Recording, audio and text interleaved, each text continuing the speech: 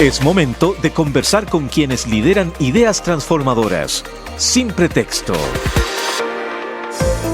Bien, pues ¿qué hacemos con las noticias falsas, con las noticias que son descontextualizadas, con el interés que tienen, valga la redundancia, grupos de interés, ¿no?, para distorsionar la realidad, para traer aguas hacia su molino, y no solo ahora en el contexto de la guerra o del conflicto bélico que se libra en el Medio Oriente, sino también en un montón de procesos que vive la humanidad. Recordemos las elecciones incluso en Estados Unidos, ¿verdad?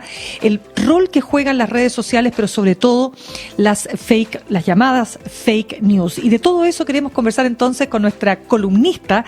Ella es Isidora Osorio, periodista y subeditora de FastCheck.cl. Isidora, un gusto de tenerte con nosotros esta tarde. Hola, ¿cómo están? Bien, pues estamos súper bien, pero preocupados también, porque mira, tú sabes que como nosotras como periodistas que estamos permanentemente absorbiendo mucha información, sabemos cuán importante es hacer el corte entre lo que es real, lo que no es real, lo que está descontextualizado, en fin. Entonces, lo primero que te quiero preguntar, ¿cómo observas tú este fenómeno y sobre todo lo que ha pasado en estos días? Bueno, es un problema, efectivamente, hay tanta información respecto al conflicto bélico que muchas veces esa información también está sucia, por así decirlo, y pasa todo como información, y dentro de eso también puede haber desinformación o información falsa o videos descontextualizados. Entonces al final nadie sabe qué creer y qué no. Vamos definiendo algunas cosas, yo creo, Isidora, para empezar a conversar ya entrando a las profundidades de este tema. Primero que nada, ¿qué entendemos y de qué hablamos cuando hablamos de fake news o noticias falsas? Bueno, fake news en realidad es tal como dice su nombre, una noticia falsa, aunque la Unión Europea, la UNESCO y los teóricos de este tema prefieren hablar de desinformación porque es un tema mucho más complejo. No es una noticia falsa como tal. Además que el término fake news muchas veces se utilizó para desprestigiar medios de comunicación, que son justamente los que buscan informar de manera adecuada. Entonces, el término fake news, si bien es como nosotros mejor lo conocemos, se recomienda utilizar la palabra desinformación para referirnos a este proceso. Y cuando hablamos, a este fenómeno. Totalmente, absolutamente. Y cuando hablamos de desinformación, entonces, ¿de qué hablamos? Bueno, cuando hablamos de desinformación nos referimos a información que puede estar sacada de contexto, que puede ser derechamente falso, que puede ser manipulada, pero en el fondo es una información que se puede compartir con fines políticos, monetarios, por la razón que sea, pero justamente no siempre tiene el fin de desinformar, pero justamente logra desinformar. Obviamente hay desinformaciones que son simplemente errores, que no se quiso desinformar, pero simplemente, por ejemplo, yo creo que todas las personas han compartido desinformación sin saberlo. Entonces yo vi algo en redes sociales, lo compartí y desinformé sin querer, pero en el fondo no fui yo quien creó esa desinformación. Claro, como te pongo un ejemplo, como lo que pasó el otro día con la información de las guaguitas decapitadas, ¿no? Que era una información que luego fue desmentida, pero que no o sea, lo dramático de esta historia es que, claro, es un detalle terrible, pero las guaguitas estaban asesinadas igual, ¿te fijas? Entonces, ¿podrías caber dentro de lo que estamos conversando? Claro, lo de los bebés, de los 40 bebés decapitados que se compartió, bueno, por todas partes, eso en realidad es complejo verlo como una desinformación como tal. Era una información que no estaba oficializada, que no se sabía si era así efectivamente, pero sí se sabía que habían niños que habían fallecido. Entonces ahí es complejo, obviamente los medios y todo el mundo, para tener la información que está en ese momento, sale a decir una información que, claro, después se dijo que no era oficial, pero como efectivamente habían niños fallecidos, después personas, o sea, medios de Israel salieron a confirmar la información, no se podía hacer ningún chequeo, no había cómo decir que la información era falsa en el fondo, simplemente no estaba oficializada. Porque ahí entra otro punto, pero primero que nada, recordemos que estamos conversando con Isidora Osorio, periodista y subeditora de FastCheck.cl. Isidora, recordemos ahí, o más bien puntualicemos lo siguiente, porque ahí, ¿qué es lo que está pasando? Hay una periodista que está en terreno, ¿no es cierto?, una corresponsal o una enviada especial, que está en medio de una situación de mucho conflicto, ¿no? Y ella lo que hace es recoger una información que ha recibido de parte de autoridades, ¿no es cierto?, ya sea militares o del gobierno de Israel, ¿no? Y ella reproduce esa información y luego se produce en andada, una verdadera bandada de informaciones que van reproduciendo, insisto, distintos medios de los más prestigiosos del mundo. ¿Cómo se puede controlar algo así y qué tan complejo es? Porque estamos diciendo nuevamente que estamos en condiciones extremas de trabajo. Claro, o sea, es muy complejo, es un tema muy complejo porque a ella le deben haber entregado esa información como un rumor o como un aproximado de niños fallecidos que vieron ahí. Y ella replicó esa información porque, claro, se la dio la misma fuente que estaba al lado de ella. Entonces, yo creo que lo mejor, ella obviamente dio la información que le dieron en ese momento, pero como medio, lo ideal es siempre esperar que se confirme la fuente al final, que se comunique esto a través de fuentes oficiales, porque puede pasar cosas como esta en un despacho, que también está mucho la emoción del momento. A veces uno dice cosas y después tiene que explicarla mejor. No fue directamente que desinformaron, sino que tuvieron que después salir a explicar el contexto en el que se dio esta información. Claro. Una manera, perdona que te interrumpa, Isidora, una manera es decir en condicional, se habría producido, ¿te fijas? Claro. Para no marcarlo de manera tan categórica. Lo que pasa es que esto escaló hasta Estados Unidos y el propio presidente Biden no se hace cargo y luego el propio gobierno y el Departamento de Estado norteamericano tiene que desmentir a su propio presidente. O sea, fue una seguidilla de desinformaciones, ¿o no? Claro, o sea, siempre es importante cuando son supuestos hablarlo de esa manera, que habría sido, habría pasado, cuando no se tiene la información ya oficializada y ya, no sé, hay un comunicado, hay un informe, o sea, como que hay algo más serio detrás. Yo sé que es un poco complejo, sobre todo, por ejemplo, con los videos que se comparten en redes sociales que se viralizan mucho y también los medios ocupan esas imágenes y después se enteran que, claro, que al final no era de Israel y era de Egipto y no tiene ninguna relación, entonces... Y ahí viene otro punto, Isidora, que es muy importante, porque cuando los medios más prestigiosos a nivel mundial, local, en fin, caen, digamos, entre comillas, en la trampa de la desinformación, sin quererlo, quiero decir, se empieza a producir un fenómeno en que la gente dice, todos mienten, entonces ya no le crees a nadie. ¿Cuál es el riesgo? ¿De que eso pase? Claro, o sea, de que finalmente terminemos todos no entendiendo en quién puedes confiar. Claro, o sea, eso definitivamente es un problema, porque al final lo que está pasando ahora es que las personas se están informando a través de redes sociales, utilizan las redes sociales como un medio de información, cuando en redes sociales es donde más se multiplican las desinformaciones y cuando, por así decirlo, más fake news hay.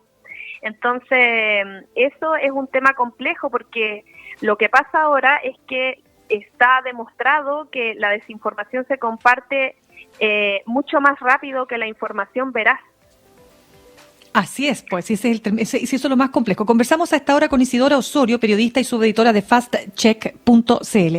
Isidora, lo que ocurre acá es que, claro, nosotros hablamos por un lado de los medios de comunicación, que tienen una responsabilidad muy importante, evidentemente, pero vamos ahora a las redes sociales, tal como tú lo mencionabas, y particularmente TikTok y ex o Twitter, ¿no? Ex Twitter. A ver, ahí entramos en otro mundo, porque quiero saber, desde lo que ustedes observan, ¿qué tanto control puede haber sobre ambas compañías, hablemoslo así? O sea, mira, por ejemplo, las redes sociales que están un poco, que han experimentado más este tema, es por ejemplo Meta, que lo que hacen es avisarle a la gente cuando comparten desinformación. Ponen un cartel como esto es información falsa o esto es información parcialmente falsa o falta contexto, etcétera, y se le pregunta a las personas si quiere de todas maneras seguir compartiendo el contenido que tiene desinformación. Ya, Es decir, se la avisa. O sea que hay una responsabilidad que viene, perdona, solamente para precisar. Entonces, efectivamente, Elon Musk o la cabeza, digamos, de TikTok en China no pueden simplemente decir, no, es que no tenemos el control sobre la cantidad de informaciones que circulan en la red. Tienen un control. Claro. O sea, efectivamente puede que ellos no tengan el control de la cantidad de desinformación que se comparte. O sea, yo creo que es difícil controlar la cantidad de contenido que se sube en todas partes del mundo. Eso me imagino que debe ser muy complejo. Uh-huh. Es cierto que ellos no tienen el control de todos los contenidos que se comparten, pero sí se puede, o al menos Meta lo hace así, hacer una estrategia. Por ejemplo, Meta lo hace con distintos medios de verificación como nosotros, que hay una red internacional que es la International Fact-Checking Network, que tiene medios o plataformas de verificación en todas partes del mundo. Entonces, cada plataforma de verificación ve ciertos contenidos que les van apareciendo, etcétera, y ellos, cuando hacen un chequeo respecto a ese tema, ponen un aviso. Es decir, esta información es falsa, y ahí se les va avisando a las personas que lo van compartiendo, incluso sale abajo de las publicaciones que comparten este contenido. Algo así se podría hacer. Claro, pero mira, Isidora, te cuento lo que pasó específicamente con Elon Musk en el ex Twitter, ¿no? Cuando él, el domingo, sin ir más lejos, ¿no es cierto?, escribe para seguir la guerra en tiempo real, @World Monitors o Send Defender, que son buenos. ¿Y qué pasó? Que luego se descubrió que uno de ellos, ¿no es cierto?, había inventado una historia respecto del Pentágono, de una explosión falsa, etcétera, etcétera, y el tipo tuvo que inmediatamente borrar esa información. Entonces, si el propio dueño de la compañía cae en la desinformación, ¿qué queda para los demás, o no? Claro, o sea, es que es un problema muy grande. Antes Twitter ya estaba tratando de hacer algo similar a Meta, con agencias más grandes que ponían contexto, y ahora, por ejemplo, cualquier persona puede poner contexto dentro de las publicaciones de Twitter, y eso, claro, es un problema, porque al final cualquier persona puede decir que algo es falso cuando no es así. Explícanos, Isidora, ¿cómo es eso de poner contexto? Bueno, no sé si se han fijado que en publicaciones de Twitter se comparte una publicación y a las personas a veces se les pregunta si se les quiere agregar un contexto. Es decir, como este video no es de Palestina, sino que de Egipto. Por ejemplo, las personas pueden poner notitas abajo de las publicaciones y eso se muestra a las personas. Pero hasta donde tengo entendido, o al menos a mí me ha pasado, que no soy una persona que tenga Twitter Blue ni absolutamente nada, se me ha consultado si quiero agregar un contexto a las publicaciones. De acuerdo, pero ese contexto, tú eres parte de ese, porque, a ver, para tratar de entender, es como cuando en Wikipedia yo puedo intervenir una nota, una historia. Claro, cualquier persona puede hacerlo. No, claro, ahí ya entramos en un mundo súper complicado. Y a ver, y entonces lo que también está de la mano, que era lo que yo también contaba en el editorial del comienzo, cuando decía que había una empresa en Israel, ¿no es cierto?, Cyabra, que es una firma de análisis, que hace un análisis de cuántos bots, ¿no es cierto?, han actuado en estos días del conflicto. Y los bots, ¿qué son y cómo poder, qué se puede hacer con ellos en definitiva? ¿Qué puede hacer X con los bots? Mira, no sé qué pueden hacer, pero no tengo muy claro cómo funcionan, por ejemplo, los algoritmos, etcétera, pero yo me imagino, o sea, ellos como redes sociales pueden eliminar ciertos posts. Por ejemplo, nosotros pasó, por ejemplo, el año pasado en el proceso constitucional, TikTok podía eliminar la información que era falsa, por ejemplo, del CERVEL, ciertos posts que desinformaran. Podía eliminar esos posts.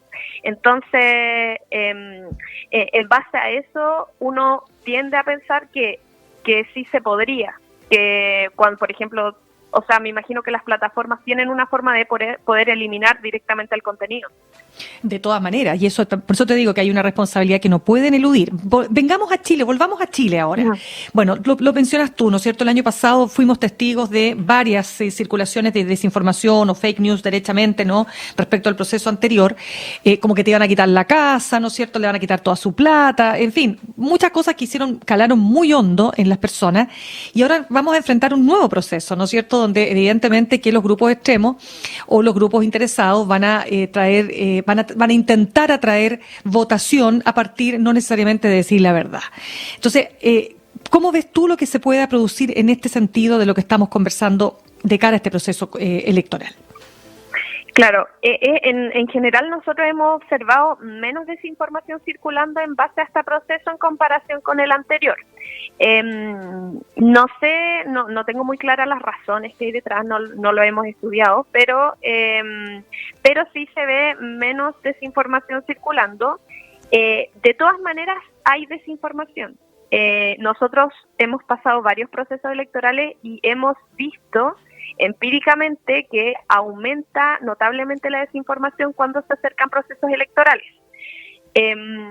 Al principio de este proceso, claro, no circulaba mucha desinformación, y a medida que nos hemos empezado a acercar un poquito más a la fecha de la votación, ha empezado a aumentar un poquito más el contenido vinculado a la nueva propuesta constitucional. Aún no se compara con el nivel de desinformación que teníamos en el proceso pasado, en base a lo que nosotros hemos visto. Pero claro, o sea, lo que nosotros esperamos, o para lo que nosotros nos estamos preparando en realidad, es que justamente a finales de octubre, ya en noviembre, empiece a circular mayor desinformación cuando ya la propuesta constitucional esté 100% lista. ¿Y qué se puede hacer con eso, Isidora? Bueno, por ejemplo, a nosotros nos pasó que siempre habíamos verificado elecciones presidenciales, etcétera, y claro, el proceso constitucional fue mucho más complejo porque estamos hablando de normas. Y eso habla de muchos tecnicismos jurídicos que son mucho más complejos de entender. Entonces, yo creo que en estos procesos es importante no compartir todo lo que uno vea. Siempre fijarse en la fuente que lo está diciendo, es decir, es seria, es oficial, en el fondo tiene algún sustento de lo que está diciendo. También fijarse mucho en el contenido que se está compartiendo, si es verosímil o no, y también de repente es recomendable, cuando tú ves un contenido en internet, hacer una búsqueda de palabras claves, ver si efectivamente fue así. Bueno, y en el caso de los medios, consultar a expertos de esas materias, yo creo. Fíjate que el abogado constitucionalista Javier Couso decía que hubo un sesgo, ¿no?, de los medios de comunicación a favor de la derecha en el proceso pasado, y que habían tantas posibilidades de información falsa como número de artículos de la propuesta constitucional. Entonces, de acuerdo a lo que tú me señalas, bueno, tú dices que todavía no ves tanto, porque preguntarte básicamente si sigue viéndose el mismo sesgo, pero ahora, digamos, tomando en cuenta, quiero decir, que el que está liderando el proceso es el otro sector. Claro, en base a los medios de comunicación, la verdad yo no tengo ningún estudio ni nada, así que no podría referirme también a ese tema. Lo que yo entiendo es que, claro, distintos medios tienen líneas editoriales claras, por lo tanto, me imagino que el contenido que van a sacar va a ser en base a su línea editorial. Respecto a las redes sociales, obviamente en las redes sociales hay grupos, hay usuarios que tienen un sesgo político, por lo tanto, el contenido que saquen va a estar vinculado a ese sesgo político. Completamente. Bueno, vamos a estar muy atentos entonces y atentas a ver qué va a pasar con este proceso electoral. Evidentemente que nosotros no estamos fuera ni escapamos, ¿no?, a este fenómeno mundial de la desinformación. Así es que a ponerle mucha atención también a lo que ustedes hacen como fastcheck.cl. Isidora Osorio, además periodista y subeditora de fastcheck.cl. Un gusto de tenerte con nosotros esta tarde. Muchas gracias, que estén muy bien. Un abrazo. Un abrazo para ti.